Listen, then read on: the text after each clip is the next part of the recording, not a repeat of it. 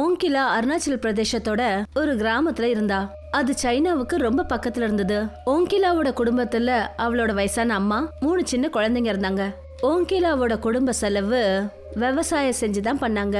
ஓங்கிலாவோட கிராமம் சைனாவுக்கு பக்கத்துல இருந்ததுனால ஓங்கிலா momos, chow mein, veg hakka noodles, manchow soup இந்த மாதிரி சைனீஸ் உணவுகள் அவளுக்கு ரொம்ப நல்லாவே செய்ய தெரியும். ஓங்கிலாவோட அம்மா வயல்ல வேலை செய்வாங்க. அப்புறம் ஓங்கிலா வீட்ல இருந்தபடியே சமைப்பா. என்னாச்சுமா, நீங்க இன்னைக்கு ரொம்ப லேட்டா வரீங்க? மற்ற கிராமத்து ஜனங்களோட நம்ம நிலமும் மிலிட்ரி கிட்ட போயிடும். அப்படி நடந்துருச்சுன்னா அப்புறம் உணவுக்கு நாம தட்டுப்பட வேண்டியதாயிடும். அப்படி நம்ம நிலம் போயிடுச்சுன்னா அதுக்கான நஷ்டஈடு அவங்க கொடுப்பாங்கல்ல. நமக்குன்னு சொந்தமா ஒண்ணு இருந்துச்சுன்னா அதோட விஷயமே தனி. ஆனா பணம் கையில வந்ததுமே அது எப்படியும் செலவாயிடும். நீங்க கவலைப்படாதீங்கம்மா, இன்கம்க்கு வேற ஏதாவது ஒரு ஏற்பாடு நிச்சயம் பண்ணிப்போம். நான் இன்னைக்கு மோமோஸ் செஞ்சிருக்கேன், நீங்க சாப்பிடுங்க. அக்கா, நீங்க மோமோஸ் ரொம்ப சூப்பரா பண்றீங்க. இது ரொம்ப டேஸ்டியா இருக்கு. சோட்டு, நிறைய மோமோஸ் சாப்பிட்ற போல இருக்கு. சரி, கணக்கு பண்ணியா எத்தனை சாப்பிட்ட? 10ல் 0 போயிடுச்சு. 0. ஓம்கிலா, இவனுக்கு படிப்பு சொல்லி கொடுக்க மாட்டியா? இதே நிலைமை நீடிச்சதுன்னா அப்புறம் இவனால பாஸ் பண்ண முடியாது. அம்மா, இவனுக்கு ஒரு நல்ல டியூஷன் தேவைப்படுதுமா. நான் சொல்லி கொடுத்தா இவன் படிக்க மாட்டேங்கிறான். மறுநாள் சாயந்தரம் அவங்க அம்மா வீட்டுக்கு வந்து சொன்னாங்க, ஓம்கிலா, நம்மளோட நிலம் போயிடுச்சுமா. 2 லட்சம் ரூபாய் கிடைச்சது. கிராமத்துல இந்த பணத்தை வச்சு ஏதாவது ஒரு வேலை ஆரம்பிக்கலாமா? கிராமத்துல எந்த ஒரு வேலையும் இல்ல. நான் நகரத்துக்கு போறேன். ஏதாவது வேலையோ தொழிலோ செட் ஆயிடுச்சுன்னா நான் உங்களுக்கு அங்கிருந்து பணம் அனுப்புறேன். ஆனா நீ எந்த நகரத்துக்கு போவ? நான் டெல்லிக்கு போறேன். நீ விசாகப்பட்டினம் போ. அங்க நம்ம கிராமத்தை சேர்ந்த நாரியன் வேலை பாக்குறான். வெளியூர்ல நமக்கு தெரிஞ்சவங்க மூலமா நமக்கு நிச்சயம் ஏதாவது ஒரு உதவி கிடைக்கும். ஓம்கிலா ஆந்திர பிரதேஷ்ல கடற்கரை கிட்ட அமைஞ்ச ஒரு நகரம் விசாகப்பட்டினத்துக்கு போயிட்டா. அப்புறம் தான் கிராமத்தை சேர்ந்த ஒரு பையன் நாரியனை போய் பார்த்தா. நான் இங்க வேலை தேடி வந்திருக்கேன். இங்க எனக்கு ஏதாவது ஒரு வேலை வாங்கி கொடு. உனக்கு என்ன செய்ய தெரியும்? நான் சைனீஸ் ஃபுட் எல்லாம் நல்லா சமைப்பேன். நான் வேலை செஞ்சுக்கிட்டு இருக்கிற ரெஸ்டாரண்ட்ல மோமோ செய்யறதுக்கு ஒருத்தர் தேவைப்படுறாங்க. நான் போய் என் முதலாளி கிட்ட பேசி பார்க்குறேன். நாரின் ரெஸ்டாரண்டோட ஓனர் கிட்ட பேசினான். அப்புறம் ஓங்கிலாவுக்கு மோமோஸ் செய்யற வேலை கிடைச்சிடுச்சு. அந்த ரெஸ்டாரண்ட் கடற்கரை கிட்ட இருந்தது. ஜனங்க அந்த பீச்சுக்கு வருவாங்க. மற்றபடி சாப்பாடு எல்லாம் அங்க நடக்கும். ஓம்கிலா கையால செய்யற டேஸ்டியான மோமோஸ் ஜனங்களுக்கு ரொம்பவே பிடிச்சு போச்சு. விஷ்ணுவோட ரெஸ்டாரண்ட் வருமானம் நல்லா அதிகமா வந்தது. ஆனா வியாபாரம் அதிகமா வர்றதுனால விஷ்ணு அங்க வேலை செய்யற ஒர்க்கர்ஸோட சேலரியை அதிகமாக்கல. அவரு ஓம்கிலாவுக்கு வெறும் 10,000 ரூபாய் தான் கொடுப்பாரு. ஓம்கிலாவுக்கு அதுல சேமிக்கிறது அப்புறம் வீட்டுக்கு பணம் அனுப்புறதுக்கு ரொம்ப கஷ்டமா இருந்தது. நான் இங்க வந்து 6 மாசம் ஆக போகுது. நான் ரொம்ப சிரமப்பட்டு வீட்டுக்கு 8 இல்ல 10,000 ரூபாய் தான் அனுப்ப முடியுது. பாவம், அம்மா செலவுக்கு ரொம்ப தடுமாறிட்டு இருக்காங்க. மறுநாள் ஓம்கிலா ரெஸ்டாரண்ட் ஓனர் கிட்ட போய் பேசினா.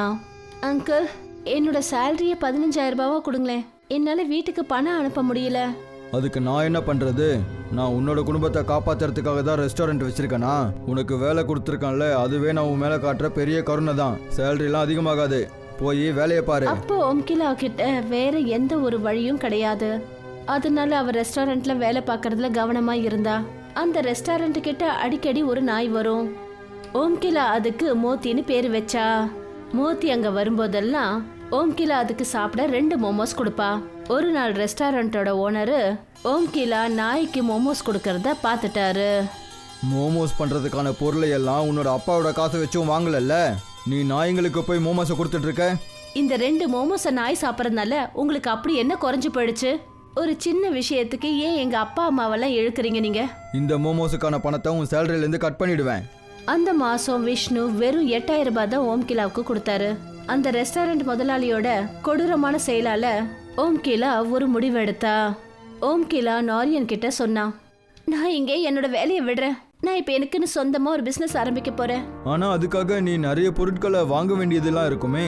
அப்புறம் உனக்கு ஒரு கவுண்டரும் தேவைப்படும். அதுல வச்சுதான் நீ மோமோஸை விற்க முடியும். அதுக்கு இன்வெஸ்ட் பண்றதுக்கு உங்ககிட்ட பணம் இருக்குதா? நான் கொஞ்சம் பணம் வச்சிருக்கேன், கொஞ்சம் நீ கொடு. ஓம்கிலா கடல் கரை கிட்ட ஒரு கவுண்டர்ல மோமோஸ் விற்கிறதுக்கு ஆரம்பிச்சா. இப்போ விஷ்ணுவோட ரெஸ்டாரண்ட்டுக்கு அதிகமா மோமோஸ் சாப்பிட யாரும் வரதில்ல.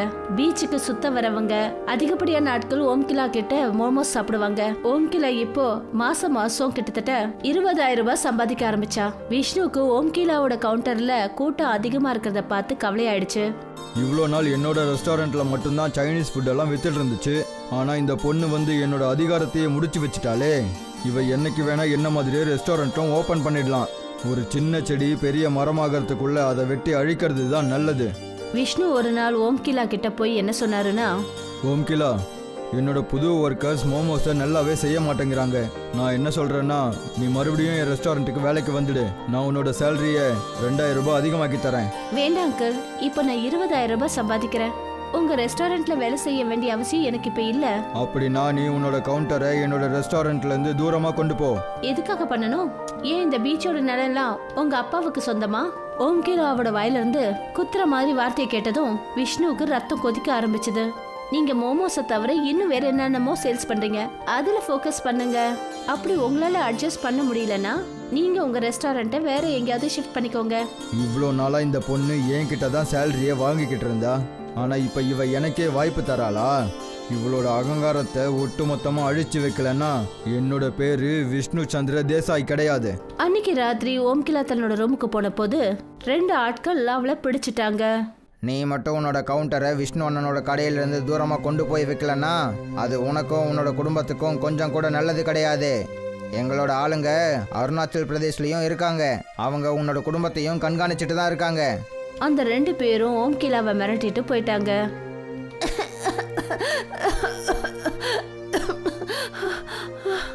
ஓம்கிலாவுக்கு ரொம்ப நேரத்துக்கு அப்புறம் தான் மூச்சு விட முடிஞ்சது. ஓம்கிலா போன்ல தன்னோட அம்மா கிட்ட பேசினா, நீ பயப்படாதம்மா, யாரும் நம்மள எதுவும் பண்ண முடியாது.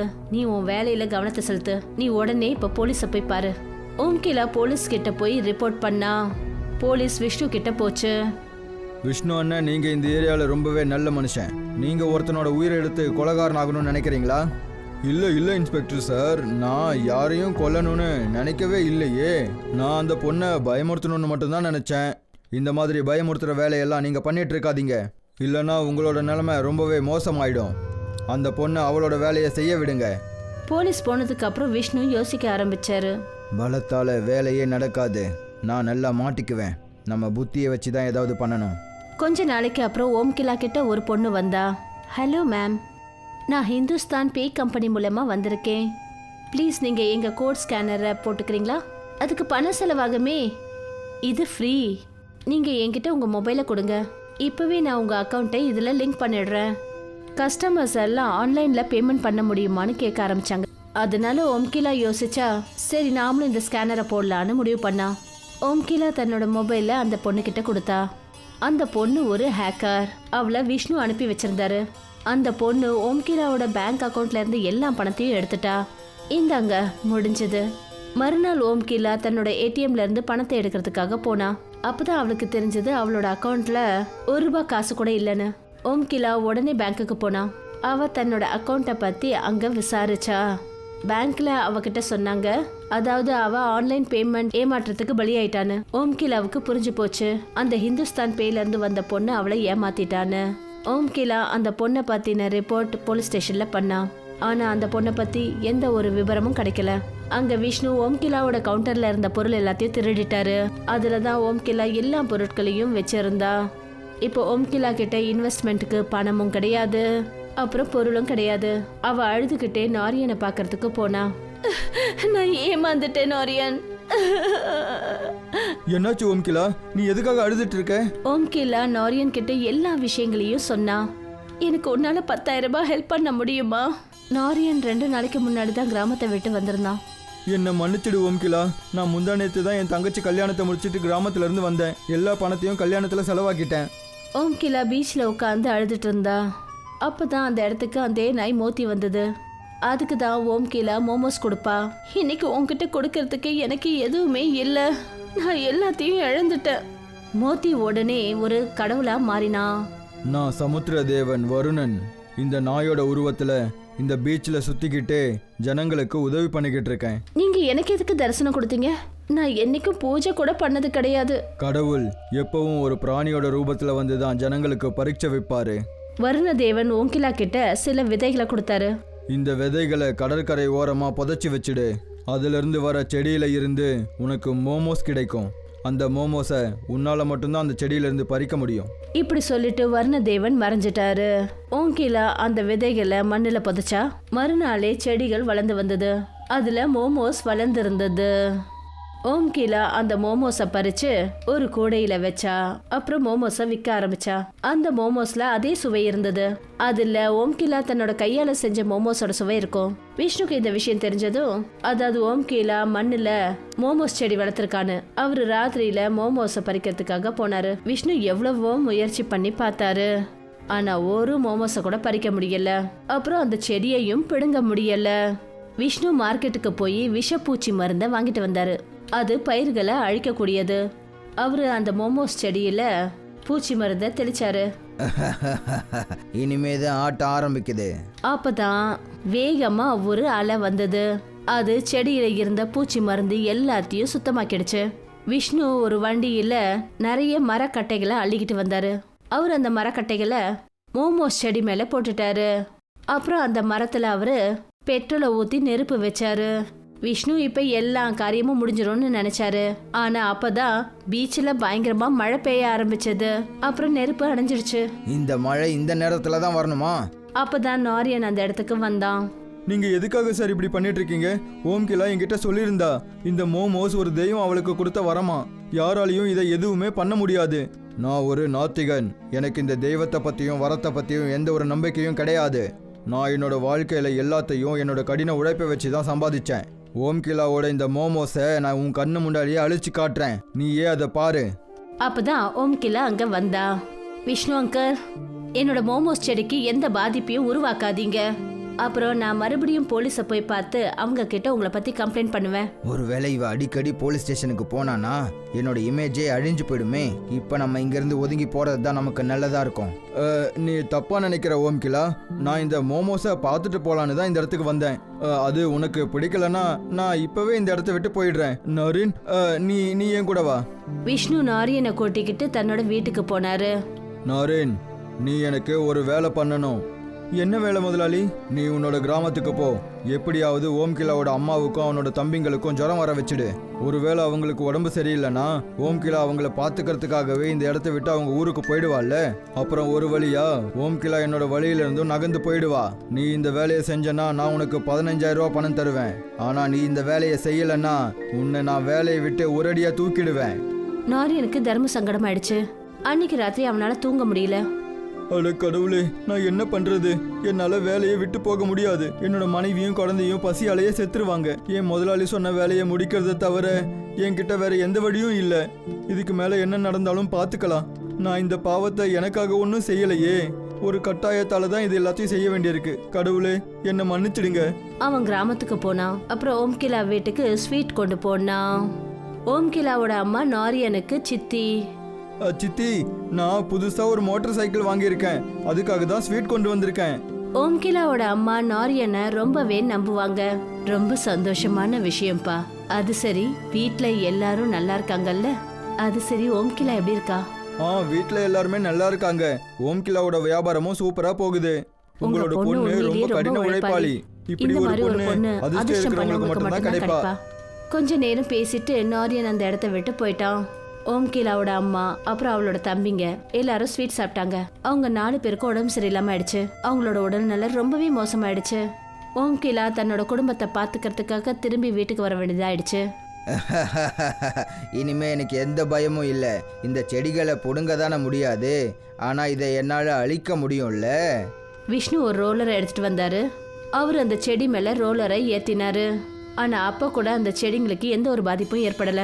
ரோலர் மேலே ஏத்திட்ட உடனே செடிங்க மறுபடியும் அதே மாதிரி நின்னுச்சு. விஷ்ணு கோவத்துல பைத்தியம் ஆயிட்டாரு. அவருக்கு முன்னாடி அதே நாய் மோதி நின்றுட்டு இருந்தது. விஷ்ணு தன்னோட கோவத்தை அந்த நாய் மேல காட்ட நினைச்சாரு. இன்னைக்கு நான் இந்த நாயை சும்மாவே விட மாட்டேன். விஷ்ணு ரோலரை அந்த நாய் மேல ஏத்துறதுக்கு தான் இருந்தாரு. அப்பதான் நாய் வருணதேவனா மாறிடுச்சு. அப்புறம் அந்த வருணதேவன் விஷ்ணுவை ரோலரோட தூக்கி சமுத்திரத்தோட மத்தியில வீசினாரு. காப்பாத்துங்க, காப்பாத்துங்க, எனக்கு நீச்சல் அடிக்க வராது, என்னை காப்பாத்துங்க. வருணதேவன் அவர்கிட்ட போய் சொன்னாரு, நான் உன்னை காப்பாத்துறேன். ஆனா நீ முதல்ல எனக்கு வாக்கு கொடு. ஓம்கிலாவோட வேலையில நீ எந்த ஒரு தொந்தரவும் பண்ணக்கூடாது. நான் வாக்கு கொடுக்குறேன். ஓம்கிலாவோட வியாபாரத்துல என்னால எந்த ஒரு தொந்தரவும் வராது. அவளோட பணத்தை திரும்பவும் கொடுத்துடுறேன். அவளோட கவுண்டரையும் கொடுத்துடுறேன். அப்போதான் வருணதேவன் விஷ்ணுவை தூக்கி கடற்கரைக்கிட்ட வீசினாரு. அப்புறம் அவர் அங்கிருந்து மறைஞ்சிட்டாரு.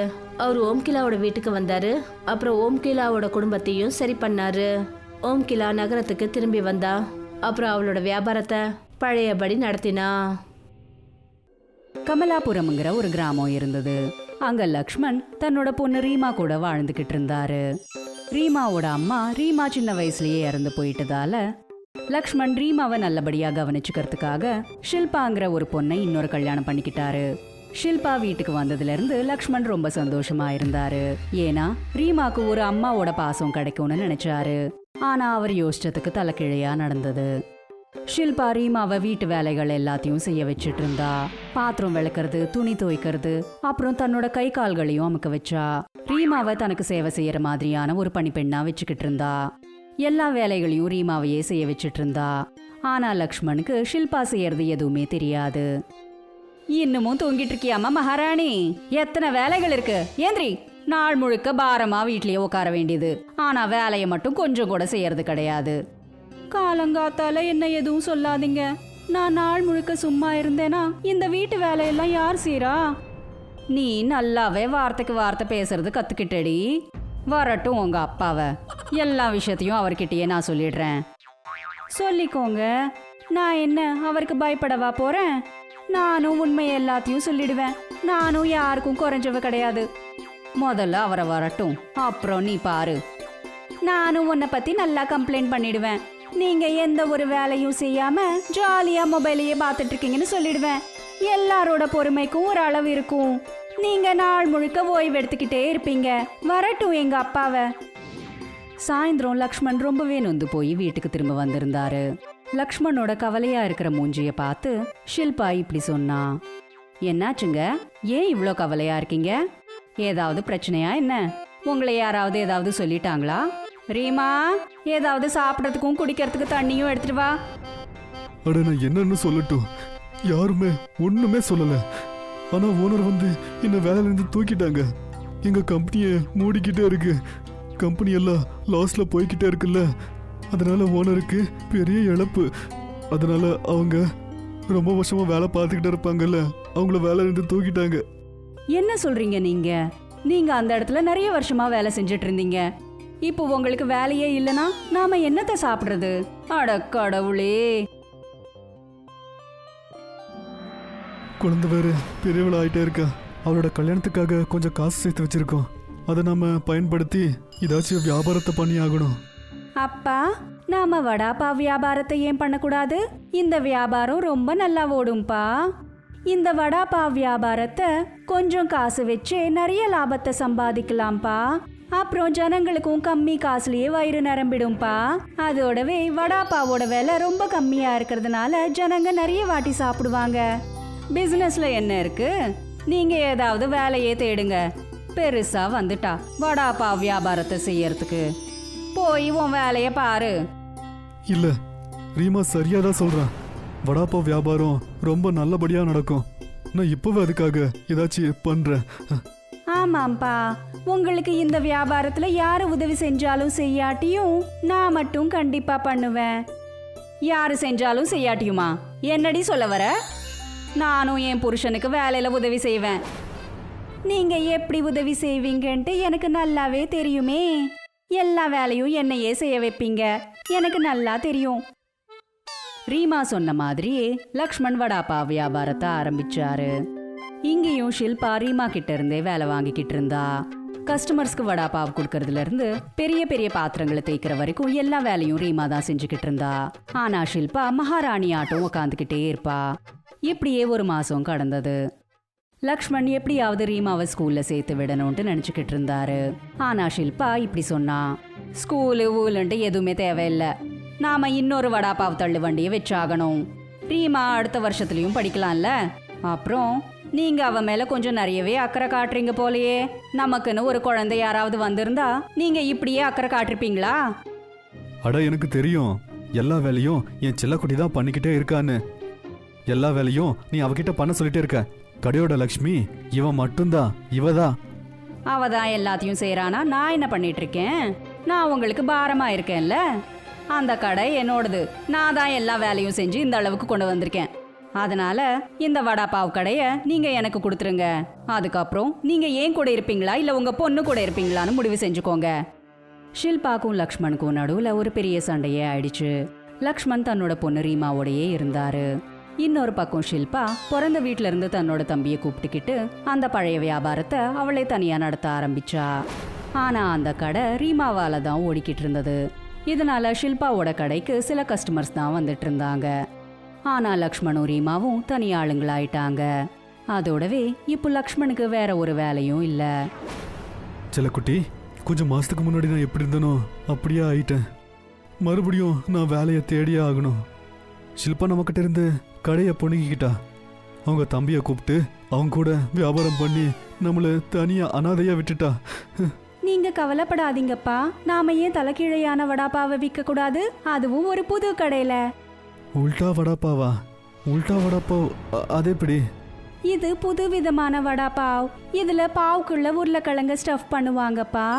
அப்புறம் அதை கடலை மாவுல டிப் பண்ணி ஃப்ரை பண்ணிடணும். இதே விஷயத்த நான் அம்மா கிட்டயும் சொல்லியிருந்தேன். ஆனா அம்மா இதை செய்ய வேண்டான்னு சொன்னாங்க. அதனால நம்மளோட புது கடையில இதை செய்யலான்ட்டு நான் நினைக்கிறேன்ப்பா. எனக்கு உன் மேல நம்பிக்கை இருக்கு. இப்போ அதுக்கெல்லாம் நான் தயார் பண்றேன். நாளைக்கு காலையில அதை ஆரம்பிக்கிறேன். அப்ப நானும் இந்த விஷயத்துல உங்களுக்கு உதவியா இருப்பேன். எனக்கு ரொம்ப சந்தோஷமா இருக்குப்பா. நம்மளோட இந்த வியாபாரம் கண்டிப்பா சூப்பரா போகும். அப்புறம் என்ன, ஜனங்க தலைகீழ வடாப்பாவை பத்தி கேள்விப்பட்டதே இல்ல.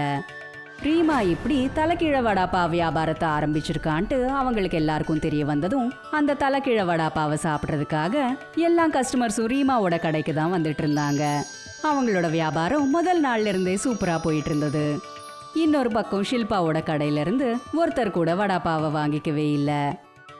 அட ரீமா பொண்ணு, எங்களுக்கும் உல்டா வடாப்பாவ் கொடுமா, நாங்க கொஞ்சம் சாப்பிட்டு பாக்குறோம். சரி, இதோ கொண்டு வரேன். அவங்க கடை ரொம்ப நல்லா ஓடுது. நம்ம கடையும் இதே மாதிரி போய்கிட்டே இருந்துச்சுன்னா மறுபடியும் நான் வீட்டுக்கு போயிடுவேன். இங்கே ஓட்டுறதுக்கு பதிலாக வீட்டில் சும்மா இருக்கலாம். ஆனா உனக்கு என்ன தனியா விட்டுட்டு போகணுன்ட்டு ஏண்டா தோணுது? இதுதானா தம்பியா இருக்கிறதுக்கான ஒரு கடமை? ஷில்பாவோட வியாபாரம் சரியா ஓடாததால சித்தார்த் திரும்ப தன்னோட வீட்டுக்கு போயிட்டான். இதனால ஷில்பா தனியாளாயிட்டா. இப்போ அவகிட்ட வீடும் இல்ல, வியாபாரமும் இல்ல. இப்போ தம்பியும் விட்டுட்டு போயிட்டான். ஆனா இங்க ரீமா ஒரு நல்ல ஸ்கூலுக்கு போயிட்டு இருந்தா. அப்புறம் அவளோட தலைக்கீழ வடாப்பா வியாபாரம் சூப்பரா போயிட்டு இருந்தது. தூரத்துல இருந்து எல்லாம் கூட ஜனங்க வந்து அவளோட தலைக்கீழ வடாப்பாவை சாப்பிட்டுக்கிட்டு இருந்தாங்க. அப்பா அம்மா இப்போ தனியாளாயிட்டாங்க. அவங்க கண்டிப்பா அவங்களோட தப்ப உணர்ந்திருப்பாங்க. நாம அவங்கள திரும்ப கூட்டிட்டு வந்துடலாம்ப்பா. இதால நம்மளோட குடும்பம் திரும்ப சேர்ந்துரும். ரீமா சொன்னதை கேட்டு லக்ஷ்மண் ஷில்பாவை மன்னிச்சிட்டாரு. அப்புறம் அவளை வீட்டுக்கும் கூட்டிட்டு வந்தாரு. என்னோட செல்ல கண்ணு, நான் உன்னை எப்பவுமே திட்டிட்டு இருந்தேன், நிறைய வேலையும் செய்ய வச்சேன். ஆனா நீ என் மேல இவ்ளோ பாசமா இருக்கியே, எனக்கு இப்போ ரொம்ப கஷ்டமா இருக்கு. உன்னால முடிஞ்சா என்ன மன்னிச்சிடுமா. நம்மளோட வீட்டோட உண்மையான லக்ஷ்மி நீதாண்டா. நீங்க இப்படி மன்னிப்பை கேட்டுக்கிட்டு என்ன கஷ்டப்படுத்துறீங்க. எப்படி இருந்தாலும் நான் உங்க பொண்ணு தானே. இதை கொண்டாடுறதுக்காக நாம ஒரு போட்டியை வச்சுக்கலாம். தலைக்கீழ வடாப்பாவை யார் அதிகமா சாப்பிடுவாங்கன்னு பார்க்கலாம். உன்னை விட அதிகமா தலைக்கீழ வடாப்பாவை சாப்பிட்றதுக்கு நான் முயற்சி செய்யறேன். இனி நீங்க பார்த்துக்கிட்டே இருங்க. நாங்க அம்மா பொண்ணுங்க 2 பேரும் சேர்ந்து இந்த சிட்டில இருக்கிற வியாபாரங்களை விட ரொம்ப நல்லா வியாபாரத்தை செய்வோம். இதுக்காக நானும் ரெடியா இருக்கேன். என் கண்ணு, இனிமே உனக்கு நான் கிஃப்ட்ஸ் தான் கொடுப்பேன். உன்னை எந்த வேலையும் செய்ய விட மாட்டேன். லக்ஷ்மணோட இந்த தலைக்கீழ வடாப்பா வியாபாரம் ரொம்ப சூப்பரா போச்சு. அப்புறம் எல்லாருமே ரொம்ப சந்தோஷமா வாழ்ந்தாங்க. சந்தன் ஒரு பெரிய பணக்கார விட்டு பையன். ஆனா அவன் ரொம்பவே மோசமானவன். அவன் வீட்லயும் வீட்டுக்கு வெளியிலயும் சரி, யார்கிட்டயும் நேருக்கு நேரா ஒழுங்கா பேசக்கூட மாட்டான். அவனுடைய இந்த பழக்கத்தினால அவனோட வீட்டை சேர்ந்தவங்க எல்லாரும் ரொம்ப கவலையா இருக்காங்க. எல்லாரும் அவனுக்கு புரிய வைக்கிறதுக்கு எவ்வளவோ முயற்சி பண்ணாங்க. ஆனா சந்தன் யாரோட சொல்லையும் கேட்கவே மாட்டேங்கிறான். கண்ணா, உன்னோட வாயை கொஞ்சம் கண்ட்ரோலா வச்சுக்க பாரு. நீ யார்கிட்டயாவது பேசினா அவங்களோட வயசை கொஞ்சம் கவனத்துல வச்சு பார்த்து பேசுப்பா. நான் என்ன செய்யணும் செய்யக்கூடாதுன்றத நீங்கள் எனக்கு சொல்லாதீங்க. போய் உங்களோட பொண்ணை பார்த்துக்கோங்க. நாளைக்கு அவள் மாமியார் வீட்டுக்கு போயிடுவா. அவளுக்கு தான் நீங்கள் மரியாதையை சொல்லி கொடுக்கணும். எனக்கெல்லாம் வேண்டாம். என்னப்பா நீ இப்படி எல்லாம் பேசுற? அவ உன்னோட தங்கச்சி. நானும் உன்னோட அப்பாவும் உனக்கு இந்த மாதிரி மேனஸை தான் கத்து கொடுத்தோமா சொல்லு. நீ என்னடானா எங்ககிட்டயும் இந்த மாதிரியே பேசிட்டு இருக்க. நான் யாருக்கிட்டேயும் எதையும் கற்றுக்க மாட்டேன். எனக்கு எதை கற்றுக்கணுமோ அதை நானே கற்றுக்குவேன். சரியா? எனக்கு யாரோட அவசியமும் இல்லை. சந்தனோட பேச்சுனால அப்புறம் அவனோட நடவடிக்கைனால வீட்டில் இருக்கிறவங்க எல்லாருமே ரொம்ப வெறுப்படைஞ்சிட்டாங்க. அதாவது எல்லாரும் சந்தன் மேல புகார் எடுத்துக்கிட்டு அவங்க அப்பா கிட்ட போய் சொன்னாங்க. ஏன்னா சந்தன் அவங்க அப்பாவுக்கு மட்டுமே பயப்படுறவன். நீங்களே பாருங்கங்க, இந்த சந்தன் திருந்துற மாதிரியே தெரியலங்க. நாளுக்கு நாள் இவன் கெட்டு போய்கிட்டே இருக்காங்க. இவனை ஏதாவது பண்ணுங்களேன், இல்லாட்டி இந்த கிராமம் முழுக்க நாம தான் அசிங்கப்பட வேண்டியிருக்கோம். நானும் இதை பற்றி நிறைய பேர் சொல்கிறத கேட்டிருக்கேன். இப்போல்லாம் அவன் ரொம்பவே சிடுமுஞ்சா மாறிட்டானா. ஆனால் நான் என்ன யோசிக்கிறேன்னா, வெளியாளுங்க என் பையனை பற்றி தப்பாக சொல்கிறதுக்காக தான் அப்படி சொல்கிறாங்களோன்னு நினச்சேன். ஆனால் நம்ம வீட்டில் இருக்கிறவங்களே அவனை பற்றி அப்படி சொல்லும்போது நான் இதை பற்றி கண்டிப்பாக யோசிச்சு தான் ஆகணும். அப்படி நான் சொல்றதுல உங்களுக்கு நம்பிக்கை இல்லைன்னா நீங்களே பாருங்க, நான் அவனை உங்க முன்னாடி கொண்டு வரேன். என்னாச்சு? எதுக்காக என்ன தேவையில்லாமல் இங்கே கூப்பிட்டீங்க? நான் உங்ககிட்ட கொஞ்சம் பேசணும். உன்னை பற்றி எல்லாரும் என்கிட்ட கம்ப்ளைண்ட் பண்ணிக்கிட்டே இருக்காங்க. யார் கம்ப்ளைண்ட் பண்ணுறாங்களோ அவங்கக்கிட்ட கேட்க வேண்டியதானே? என் டைம் எதுக்கு வேஸ்ட் பண்ணுறீங்க? ரொம்ப திமிராயிட்டல்ல நீ. ஆனால் தப்பு எல்லாம் என்னோடது தான். என்னோட பையன் இவ்வளோ பெரிய கோவக்காரன் ஆகிட்டான். ஆனால் இதை பற்றி எனக்கு கொஞ்சம் கூட தெரியவே இல்லை. நான் கிளம்புறேன். இனிமேல் என்னை யாரும் டிஸ்டர்ப் பண்ணாதீங்க. நான் உனக்கு ரொம்பவே தான் இடம் கொடுத்துட்டேன்னு நினைக்கிறேன். இன்னையிலேருந்து உன்னோட பாக்கெட் மணியை நான் கட் பண்ணுறேன். அப்புறம் இனிமேல் நீ இந்த வீட்டில் மட்டும்தான் இருக்கணும். வெளியே போனேன்னா நீ ரொம்பவே கெட்டு போயிடுவே. சந்தன் அவங்க அப்பா பேச்ச கேட்கவே இல்லை. அப்புறம் வீட்டை விட்டு வெளியே போனான். நீ மட்டும் இப்போ வெளியே போனேன்னா திரும்பி வீட்டுக்குள்ளே வந்துடாத. இனிமே இந்த வீட்டுக்குள்ளே உனக்கு இடமே கிடையாது. என்னோட வாழ்க்கையை நானே பார்த்துக்குவேன். சந்தன் கோவத்துல வீட்டை விட்டு என்னமோ வெளியே போயிட்டான். இப்ப அவனுக்கு எதுவுமே புரியல, அதாவது அவன் எங்க போறதுன்னு. அதனால அவன் ஒரு மோமோக்காரர்கிட்ட போனான். அங்கதான் அவன் அடிக்கடி மோமோஸ் சாப்பிடுவான். ஒரு பிளேட் மோமோஸ் பண்ணுங்க, எனக்கு ரொம்ப பசிக்குது. அண்ணே, இப்போ கொஞ்சம் மோமோஸ் தான் பாக்கி இருக்குது. ஒரு பிளேட்டுக்கு அந்த மோமோஸ் வராதே. ராத்திரி ரொம்ப லேட் ஆகிடுச்சு, அதனால நான் கடையை வேற மூடலான்னு யோசித்தேன். நீங்களாம் இருக்கீங்களே, போய் எனக்காக பானிபூரி கொண்டு வா. சந்தன் இப்படி சொன்னதும் மோமோஸ்காரரு அவனுக்காக ஒரு பிளேட் பானிபூரி கொண்டு வந்தான். அப்புறம் அதே பிளேட்ல மீதம் இருந்த சில மோமோஸ்களை வச்சு கொண்டு வந்தான். இதை வாங்கிக்கங்கண்ணே. பானிபூரி அப்புறம் மோமோஸ் ரெண்டும் இருக்குது இதில். சந்தன் வேண்டா வெறுப்பா அந்த பிளேட்டை நோக்கி பார்த்தான். அவனுக்கு பசி என்னமோ எடுக்குதுதான், ஆனா அவனுக்கு அதை சாப்பிட்றதுக்கு கொஞ்சம் கூட மனசு வரல. இந்த மாதிரி பானிபூரி மோமோஸ் எல்லாம் நான் நிறைய சாப்பிட்டுட்டேன். வேறு ஏதாவது புதுசாக சாப்பிட்ணும். இதெல்லாம் சாப்பிட்டு நான் வெறுத்து போயிட்டேன். வீட்டில் இருக்கிறவங்க பேச்சால ஏற்கனவே டென்ஷனாக இருக்கேன். இப்போ வெளியே வந்து இதை வேற சாப்பிட்ணுமா? சந்தன் கோவத்தில் பானிபூரிக்குள்ள மோமோஸை எடுத்து போட்டான். அதில் மோமோஸ் பானிபூரியில் இருக்கிற மசாலா தண்ணியோட கலந்துடுச்சு. இதை நீயே சாப்பிடு. உன்னால் தினமும் இது எல்லாத்தையும் சாப்பிட முடியுமா? நீங்கள் தானே என்கிட்ட மோமோஸை கேட்டீங்க. அப்புறம் பானிபூரி கொண்டு வர சொல்லியும் நீங்கள் தான் சொன்னீங்க. அப்புறம் எதுக்கு தேவையில்லாமல் என் மேலே கோவப்படுறீங்க? இதை சாப்பிட்றதுல என்ன பிரச்சனை உங்களுக்கு? அந்த மோமோஸ்காரன் பானிபூரிக்குள்ள போட்டிருக்கிற மோமோஸை எடுத்து சாப்பிட்டான். அவனுக்கு அது ரொம்பவே டேஸ்டியா இருந்தது. நீங்கள் கோவத்தில் ஒரு புதிய டிஷ்ஷையே உருவாக்கிட்டீங்களே. இதோட டேஸ்ட்டு டிஃப்ரெண்ட்டாகவும் ரொம்ப சூப்பராகவும் இருக்குது. நிஜமாக தான் சொல்கிறியா? அப்படின்னா நானும் ஒன்று ட்ரை பண்ணி பார்க்குறேன். சந்தனுக்கும் அந்த டேஸ்ட் ரொம்பவே பிடிச்சு போச்சு. இது நிஜமாவே ரொம்ப டேஸ்ட்டாக இருக்கே. இப்போ நான் எல்லா மோமோஸையும் பானிபூரியில் போட்டு தான் சாப்பிட போகிறேன். சந்தன் இதே மாதிரி எல்லா மோமோஸையும் பானிபூரிக்குள்ள போட்டு சாப்பிட ஆரம்பிச்சான். சரிங்கண்ணே, இப்போ நீங்கள் கிளம்புங்க. எப்படியா இருந்தாலும் நான் என் கடையை மூட தானே போகிறேன். என்னோடய வீட்டிலேருந்து துரத்தி விட்டுட்டாங்க. இனிமேல் நான் உன் கூடயே இருக்கலான்னு யோசிச்சுட்டு இருக்கேன். அப்புறம் ஏதாவது வேலை செஞ்சு பணத்தை சம்பாதிக்கணும். அப்புறம் என் வீட்டில் இருக்கிறவங்களுக்கு அவங்களோட உதவி இல்லாமல் என்னால் வாழ முடியுன்றதை நான் காட்டணும். சந்தன் இப்போ அந்த மோமோஸ்காரன் கூடவே மோமோஸ் வியாபாரம் பண்ணுறதுக்கு யோசிச்சான். அண்ணே, மோமோஸ் விற்கிறதுனால அந்த அளவுக்கு வருமானம்லாம் கிடைக்காது. இதை வச்சு தான் நான் என் வீட்டையே பார்த்துட்ருக்கேன். என்னால் எப்படி உங்களுக்கு சம்பளம்லாம் கொடுக்க முடியும்னு சொல்லுங்கள். சந்தனுக்கு முழு நம்பிக்கை இருந்தது. அதாவது மோமோஸ்காரன் அவனை அந்த கடைக்காரன் கூடவே வச்சுப்பான்னு நம்பினான். ஆனா இப்ப அவன் கொஞ்சம் பயந்து போயிட்டான். ஏன்னா அவன்கிட்ட எந்த ஒரு வேலையும் கிடையாது, அப்புறம் அவன் தங்கறதுக்கு எந்த ஒரு வீடும் கிடையாது. சந்தனுக்கு மோமோஸ்காரன் சொன்னது ரொம்பவே கோவம் வந்தது. நீ என்ன நினச்ச? நான் என்ன பிச்சைக்காரனா? உங்ககிட்ட வேலை தேடியா வந்தேன்? உன்ன மாதிரி ஆளுங்களுக்கெல்லாம் நான் வேலை கொடுத்தவன். உங்களோட இந்த குணத்தினால தான் ஜனங்க யாருக்கும் உங்களை பிடிக்கவே மாட்டேங்குது. உங்களோட குணம் மட்டும் கொஞ்சம் நல்லா இருந்துச்சுன்னா நான் கண்டிப்பாக உங்களை என் கூட வேலைக்கு வச்சுருந்துருப்பேன். உங்ககிட்ட வேலை செய்யணும்னு எனக்கு எந்த அவசியமும் இல்லை. சந்தன் கோவத்தோட அந்த இடத்த விட்டு புறப்பட்டு போனான். அப்புறம் பானிபூரி கடைக்காரங்கிட்ட போனான். அப்புறம் அவர்கிட்ட வேலை விஷயமா பேசினான். நான் வேலை தேடிட்டு இருக்கேன். உங்களால் உங்கள் கடையில் எனக்கு ஏதாவது வேலை தர முடியுமா? என்னோடது சின்ன கடை தானேப்பா, நான் எப்படி உனக்கு வேலை தர முடியும் சொல்லு. இப்ப சந்தனுக்கு புரிஞ்சு போச்சு. அதாவது அவன் இப்ப கூட தன்னோட நடவடிக்கையை மாத்திக்கலன்னா அப்புறம் அவனுக்கு தெருவிலேயே தூங்க வேண்டிய நிலைமை ஏற்பட்டுடும். அதனால அவன் ரொம்ப அன்பா பானிபூரிக்காரர்கிட்ட பேசினான். இங்கே பாருங்க, என்கிட்ட ஒரு நல்ல ஐடியா இருக்குது. அதை நம்ம 2 பேரும் சேர்ந்து செஞ்சோன்னா நம்ம நிறைய பணம் சம்பாதிக்கலாம். ஆனால் அதுக்கு நீங்கள் என் கூட சேர்ந்து கண்டிப்பாக வேலை செஞ்சே ஆகணும். நம்ம 2 பேரும் சேர்ந்து செய்கிறதுனால நிறைய பணம் கிடைக்கும்னா அதில் எனக்கு எந்த பிரச்சனையும் இல்லைப்பா. இப்ப பானிபூரிக்காரர் அவனோட சேர்ந்து வேலை செய்ய தயாராயிட்டாரு. ஆனா இப்பவும் சந்தனுக்கு மோமோஸ்காரரும் ரொம்ப முக்கியமாயிடுச்சு. அதனால அவன் தன்னோட கோவத்தை சாந்தப்படுத்திக்கிட்டு மோமோஸ் கடைக்காரன் கிட்ட போனான். அப்புறம் அவன் கிட்ட சாரி கேட்டான். என்ன மன்னிச்சிடுப்பா, நான் உங்ககிட்ட தேவையில்லாமல் கோவமாக தப்பாக பேசிட்டேன். ஆனால் இனிமேல் நான் அப்படி எப்போவுமே பண்ணவே மாட்டேன். ஒருவேளை உனக்கு ஓகேனா நம்ம 2 பேரும் சேர்ந்து வேலை செஞ்சு நிறைய பணம் சம்பாதிக்கலாம். ஒரு பிரச்சனையும் இல்லைண்ணே. ஆனால் நீங்கள் எந்த வேலையை பற்றி பேசிகிட்டு இருக்கீங்களோ அது என்ன வேலை? நான் என்ன யோசிக்கிறேன்னா, நம்ம மோமோஸை பானிபூரிக்குள்ளே வச்சு விற்கலாம்.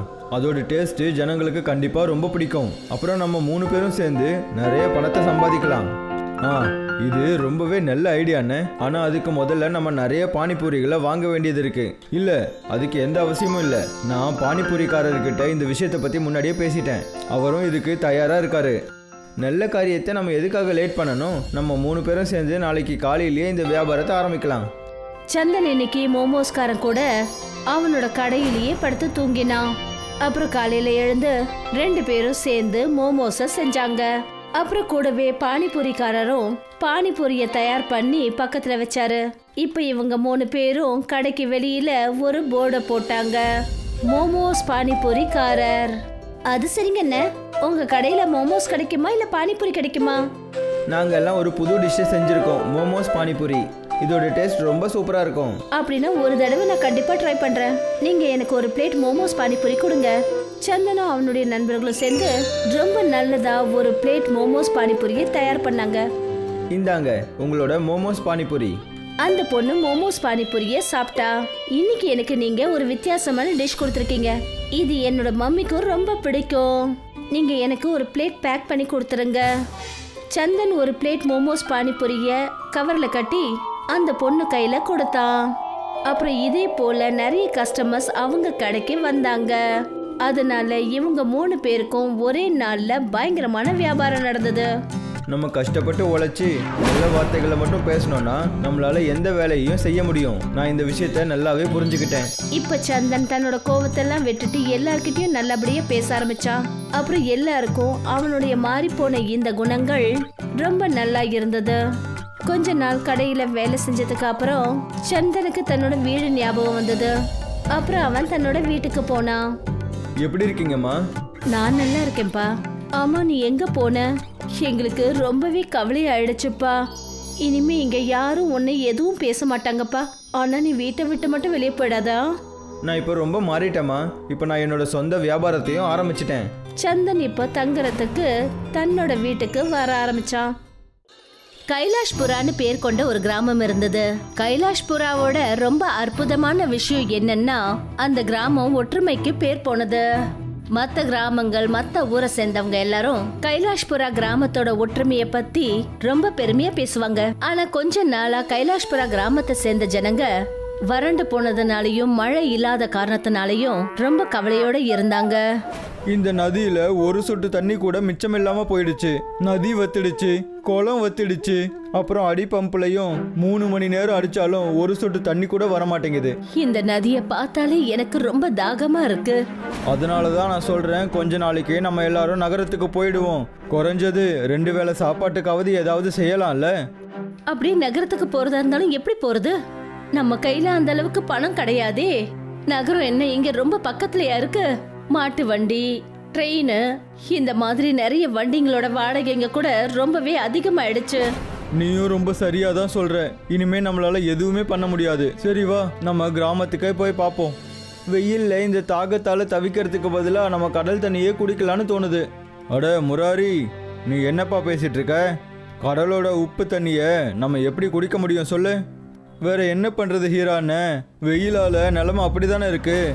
நாம இந்த பிரச்சனைக்கு தீர்வு கண்டுபிடிக்கணும். இல்லைன்னா நம்ம கிராமத்தோட குழந்தைங்களுக்கும் பெரியவங்களுக்கும் ரொம்பவே பெரிய பிரச்சனை ஏற்படும். நாம இப்பவே போய் கிராம மேடையில உட்கார்ந்துருக்க பண்டா பாபா கிட்ட இந்த விஷயத்த சொல்லியே ஆகணும். நாம அங்க போனோம்னா இதுக்கு நிச்சயமா ஏதாவது ஒரு தீர்வு கிடைக்குங்க. நீயும் சரியாதான் சொல்ற. நம்ம கண்டிப்பா அங்க போய் ஆகணும். ஹீராமணியும் அவரோட மனைவியும் முராரியோட சேர்ந்து அவங்களுடைய கிராமத்தை சேர்ந்த ரொம்ப வயசான பண்டா பாபாவை சந்திக்கிறதுக்காக போனாங்க. பாபாஜி வாழ்க. பண்டா பாபா அவங்க கிட்ட என்ன சொன்னாருன்னா, சொல்லுங்க, நீங்க எல்லாரும் இங்க எதுக்காக வந்திருக்கீங்க? இது வரைக்கும் நீங்க யாரும் என்னை பார்க்க வந்ததே இல்லையே. அது என்னன்னா, நாங்க ஒரு விஷயத்த உங்ககிட்ட இருந்து தெரிஞ்சுக்க தான் வந்திருக்கோம். எங்க கிராமத்தோட இந்த தண்ணி பிரச்சனை எப்பதான் சரியாகும்? நீங்க இப்பதான் வரீங்க, எல்லாமே முடிஞ்சு போச்சு, எல்லாமே கைய மீறி போயிடுச்சு. எங்களுக்கு ஒண்ணுமே புரியலையே. நீங்க என்ன சொல்ல வரீங்க? தெளிவா சொல்லுங்க. எல்லா கிராமத்தாளங்களையும் கூட்டிட்டு வாங்க, அப்புறம் என் கூட வாங்க. எனக்கு என்னவோ இந்த பாபா தாகத்தால பைத்தியம் ஆயிட்டாருன்னு நினைக்கிறேன். என்னென்னவோ பேசிக்கிட்டு இருக்காரே. பண்டா பாபா கிராமத்து ஜனங்க எல்லாரையும் கூட்டிக்கிட்டு கிராமத்துல இருக்கிற ரொம்ப பழைய சூரிய தேவனோட கோவிலுக்கு போனாரு. அப்புறம் அங்க போய் அவர் என்ன சொன்னாருன்னா, இங்க பாருங்க, உங்க கிராமத்து ஆளுங்க யாருக்குமே தெரியலையா இந்த சூரிய தேவனோட சிலை எங்க போச்சு? பாபா இப்படி சொன்ன உடனே எல்லாரும் அந்த சிலை இருக்கிற இடத்த பார்த்தாங்க. அப்புறம் அவங்களுக்கு அங்க எந்த ஒரு சூரிய தேவனோட சிலையும் அவங்க கண்ணுக்கு தெரியல. முதல்ல அந்த இடத்துல இருந்தது. இது எப்படி நடக்க முடியும்? நான் போன மாசம் கூட இந்த இடத்துக்கு வந்திருந்தேன். அப்போ சிலை இங்க தானே இருந்தது. நீயே சொல்லு. ஆமாங்க, நீங்க சரியாதான் சொல்றீங்க. இது எப்படி நடந்ததுன்னு ஒன்னும் புரிய மாட்டேங்குதே. சிலை கோயில்ல இல்லாததுனால என்ன பிரச்சனை வந்துச்சு? பாபா, எந்த ஒரு விஷயத்தையும் மறைக்காதீங்க. எதுவா இருந்தாலும் எல்லாருக்கும் தெளிவா சொல்லுங்க. விஷயம் என்ன? அப்ப பாபா எல்லா விஷயத்தையும் அந்த கிராமத்து ஜனங்க கிட்ட சொன்னாரு. உங்க எல்லாருக்கும் ஞாபகம் இருக்கா, ஒரு மாசத்துக்கு முன்னாடி நகரத்துல இருந்து ஒரு ஆளு இந்த இடத்த சுத்தி பார்க்க வந்திருந்தாரு? ஆமாங்க பாபா, எனக்கு நல்ல ஞாபகம் இருக்கு. அவரும் இந்த கோவில்ல தான் தங்கி இருந்தாரு. வா, இந்த கோயில் பார்க்க ரொம்ப பழமையா தெரியுதே. நான் மட்டும் இங்க இருக்கிற இந்த சிலையை திருடி வித்தேன்னா நான் ஒரே ராத்திரியில பெரிய பணக்காரன் ஆயிடுவேன். ஆனா அதுக்காக எனக்கு ரொம்ப பெரிய கில்லாடியான திருடங்க வேணுமே. நகரத்தை சேர்ந்த வியாபாரி நகரத்துல இருக்கிற சில திருடனுங்களுக்கு பணம் கொடுத்து அவங்க கிட்ட கோவில்ல இருக்கிற சிலையை திருட சொல்லி சொன்னாரு. அந்த திருடனுங்களும் வந்து ராத்திரியோட ராத்திரியா கோவில்ல இருந்த சூரிய தேவனோட சிலையை திருடிட்டு போனாங்க. நீங்க கிராமத்து ஜனங்கள்லாம் வெக்கப்படணும். நீங்க எல்லாரும் ஊருக்குள்ள இருக்கும்போதே தெய்வம் திருடு போயிருக்கு. அது உங்களுக்கு புரியலல்ல? நீங்கெல்லாம் என்னதான் பக்தர்களோ? சாமி, எங்களுக்கு இன்னமும் புரியவே இல்லை. விஷயம் என்ன? அந்த சிலைக்கும் வெயிலுக்கும் என்ன சம்பந்தம் இருக்கு? சூரிய தேவனோட சிலை கிராமத்துல இருக்கிற வரைக்கும் கிராமம் நிம்மதியா எல்லாரும் சந்தோஷமா நல்லபடியா வாழ்ந்துட்டு இருந்தோம். அந்த சிலை திருடு போன காரணத்தால தான் நம்ம கிராமம் இவ்வளோ கஷ்டத்துலயும் வறட்சியிலையும் இருக்கு. ஹீராமணி சொன்னது சரிதான். எப்போ அந்த சிலை கொண்டு வந்து அதோட இடத்துல வைக்கப்படுதோ அது வரைக்கும் இந்த கிராமத்தோட நிலைமை இப்படிதான் இருக்கும். அப்புறம் அந்த வியாபாரி செஞ்ச தப்புக்கான தண்டனை அவனுக்கு தானாவே கிடைச்சிடும். ஹீராமணி, முராரி, நீங்க 2 பேரும் நகரத்துக்கு போய் சிலையை தேடுங்க. அப்புறம் அதை இதே இடத்துல மறுபடியும் கொண்டு வந்து வைக்க பாருங்க. நாங்க உடனே அப்படியே செய்யறோம். உடனே நாங்க 2 பேரும் நகரத்துக்கு கிளம்புறோம். இங்க பாரு, நீ எங்களுக்காக கொஞ்சம் சாப்பாடை கட்டி கொடு. நாங்க இப்பவே நகரத்துக்கு கிளம்புறோம். பாபா சொன்னதை கேட்டுட்டு முராரியும் ஹீராமணியும் நகரத்துக்கு போறதுக்கு தயாராயிட்டாங்க. அவங்களோட பொருள்கள் எல்லாத்தையும் எடுத்துக்கிட்டு நகரத்துக்கு புறப்பட்டு போனாங்க. முழுசா 2 நாள் ஆனதுக்கு அப்புறமா அவங்க நகரத்துக்கு போய் சேர்ந்தாங்க. அப்பதான் ஹீராமணி சொன்னாரு, இவ்வளோ பெரிய நகரத்தில் நம்ம அந்த வியாபாரியை எங்கே போய் தேடுறது? நீ மட்டும்தான் அந்த ஆளை பார்த்துருக்க. நான் அந்த ஆளை பார்க்கவே இல்லாததால நான் எப்படி கண்டுபிடிக்கிறது? கெட்டது எப்பவும் இருட்டில் தான் இருக்குன்னு சொல்லுவாங்க. அங்கே பாருங்க, நிறைய சட்டபூர்வமான கடைகள் இருக்கு. அப்புறம் சட்டவிரோதமான கடைகளும் அந்த இடத்துல இருக்கு பாருங்க. அங்கே போவோம். முராரியும் ஹீராமணியும் அந்த சட்டவிரோதமான இடத்துக்கு போனாங்க. அப்பதான் அவங்கள ஒரு ஆளு கேட்டுக்கிட்டே தடுத்து நிறுத்தினாரு. அட, உள்ளே எங்கே போயிட்டுருக்கீங்க? உள்ளெல்லாம் போக முடியாது. அட, நாங்கள் அந்த வியாபாரிக்காக ஒரு விலை மதிப்பான பொருளை எடுத்துட்டு வந்திருக்கோம். முதல்லயே சொல்ல வேண்டியதானே, நீங்கள் முதலாளியோட ஃப்ரெண்டுன்னு. சரி, உள்ளே போங்க. நேராக அங்கே மட்டும் போங்க, வேற எங்கேயும் போயிடாதீங்க. ஹீராமணியும் முராரியும் 2 பேரும் அந்த வீட்டுக்குள்ள போனாங்க. அப்புறம் அந்த இடத்துக்கு போய் பார்த்தா அந்த வீட்டுக்குள்ளர ஒரு சின்ன குளம் இருக்கு. அந்த குளத்துக்குள்ள நிறைய விலை உயர்ந்த சிலைகள் வைக்கப்பட்டிருந்தது. அப்புறம் அந்த நகர வியாபாரி போன்ல யார்கிட்டயோ பேசிக்கிட்டு இருந்தாரு. இவங்க 2 பேரும் அவர் பேசுறத மறைஞ்சிருந்து கேட்டுட்டு இருந்தாங்க. சார், இன்னைக்கு நீங்கள் வந்துடுவீங்கல்ல? நான் எல்லா சிலைகளையும் பத்திரமா மறைச்சு வச்சிருக்கேன். என்னோட வீட்டில் தான். யாருக்கும் எந்த ஒரு சந்தேகமும் வராது. நீங்கள் சாயந்தரத்துக்குள்ள வந்துருங்க. மறக்காம பணத்தை கொண்டு வந்துருங்க. அந்த நகரத்துக்காரன் பேசுறத கேட்டுட்டு ஹீராமணியும் முராரியும் பயந்துட்டாங்க. அப்புறம் அந்த வீட்டை விட்டு வெளியே வந்துட்டாங்க. நம்ம கிட்ட அதிக நேரமே இல்லை. நம்ம ஏதாவது பண்ணி போலீஸை கூப்பிட்டே ஆகணும். நீங்க சரியா சொன்னீங்க. இந்த திருடனை நம்ம எவ்வளோ சீக்கிரம் முடியுதோ அவ்வளோ சீக்கிரம் ஜெயில பிடிச்சி போடணும். ஹீராமணியும் முராரியும் உடனே போலீஸை அந்த இடத்துக்கு வரவழைச்சாங்க. போலீஸ் கிட்ட எல்லா விஷயங்களையும் சொன்னாங்க. போலீஸ்காரங்க அந்த நகரத்து வியாபாரிய அரெஸ்ட் பண்ணினாங்க. என்னை விட்டுடுங்க, நான் எந்த ஒரு தப்புமே பண்ணலை. என்னை விட்டுடுங்க. நீங்க 2 பேரும் சேர்ந்து ரொம்ப நல்ல வேலை பண்ணீங்க. உங்களோட சிலையை எடுத்துட்டு போங்க. நாங்க இந்த திருடனை அவனுக்கு ஏத்த இடத்துல கொண்டு போய் வச்சிடுறோம். ஹீராமணியும் முராரியும் 2 பேரும் சூரிய தேவனோட சிலையை எடுத்துக்கிட்டு அங்கிருந்து அவங்களோட கிராமத்துக்கு வந்தாங்க. கிராமத்து ஜனங்க அவங்கள பார்த்து ரொம்ப சந்தோஷப்பட்டாங்க. உங்களால கிராமத்துக்கு ரொம்ப நல்லது நடக்க போகுது. சீக்கிரமா இந்த சிலையை அதோட இடத்துலயே வச்சிடுவோம். கிராமத்து ஜனங்க எல்லாரும் சேர்ந்து சூரிய தேவனோட சிலையை அந்த கோவில்ல நிறுவினாங்க. அந்த சிலை அதோட உரிமையான இடத்துக்கு போய் சேர்ந்த உடனே சூரிய தேவன் அங்க தோன்றினாரு. அப்புறம் அவர் சொன்னாரு, நான் உங்களோட பக்தியால ரொம்ப சந்தோஷம் அடைஞ்சேன். அதனால நான் உங்களுக்கு வாக்கு தரேன். இந்த கிராமத்துல சூரியன்ல இருந்து மழை பெய்யும். இனிமே நீங்க கிராமத்து ஜனங்க யாரும் எந்த ஒரு விஷயத்த பத்தியும் கவலைப்பட வேண்டியதில்லை. இப்படி சொல்லிட்டு சூரிய தேவன் அங்க இருந்து மறைஞ்சிட்டாரு. அப்புறம் அவர் அந்த இடத்த விட்டு மறைஞ்சதும் சூரியன்ல இருந்து மழை பெய்ய ஆரம்பிச்சது. அப்புறம் வெயிலால ஏற்பட்ட அனல் எல்லாமே தணிஞ்சு போச்சு. மழை அந்த அளவுக்கு வேகமா பெஞ்சுது. கிராமத்து ஜனங்க ரொம்பவே சந்தோஷமாயிட்டாங்க.